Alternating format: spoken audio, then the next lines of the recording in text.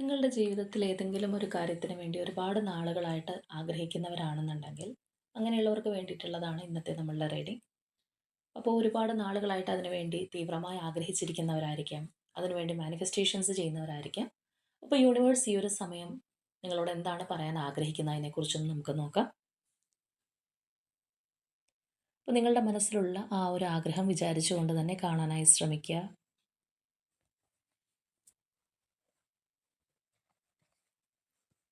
അപ്പോൾ നമുക്കിതിൽ നിന്ന് 2 കാർഡ്സ് എടുക്കാം. Card number 1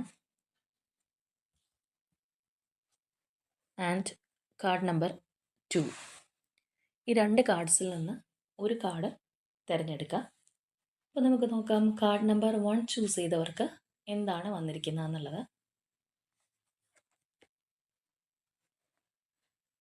not the right time, leave up to God എന്നുള്ളതാണ് കിട്ടിയിരിക്കുന്നത്. അതായത് നിങ്ങൾ മനസ്സിൽ ഉദ്ദേശിച്ച ആ ഒരു കാര്യം നടക്കാനുള്ള റൈറ്റ് ടൈം ഇതല്ല. അതിനായിട്ടൊരു പക്ഷേ കുറച്ചുകൂടി കാത്തിരിക്കേണ്ടതായിട്ട് വന്നേക്കാം. അതുകൊണ്ട് തന്നെ യൂണിവേഴ്സിലേക്ക് ആ ഒരു കാര്യം സമർപ്പിക്കുക എന്നുള്ളതാണ്. ഇത് അതിനുള്ള ഒരു റൈറ്റ് ടൈം അല്ല എന്നാണ് യൂണിവേഴ്സ് പറയുന്നത്. ഇനി നമുക്ക് നോക്കാം കാർഡ് നമ്പർ 2 ചൂസ് ചെയ്തവർക്ക് എന്താണ് വന്നിട്ടുള്ളത്. ഓക്കെ, നിങ്ങൾക്ക് കിട്ടിയിരിക്കുന്നത് വിത്തിൻ 7 മന്ത്സ് എന്നുള്ളതാണ്. ഇവിടെ നിങ്ങൾ മനസ്സിൽ ഉദ്ദേശിച്ച ആ ഒരു കാര്യം 7 മാസത്തിനുള്ളിൽ നടന്നിരിക്കും, അല്ലെങ്കിൽ അതിനെക്കുറിച്ച് ശുഭകരമായിട്ടുള്ള വാർത്തകളായിരിക്കും 7 മാസത്തിനുള്ളിൽ എന്നുള്ളൊരു ടൈം പീരീഡാണ് നമുക്കിവിടെ കാണാനായിട്ട് കഴിഞ്ഞിട്ടുള്ളത്.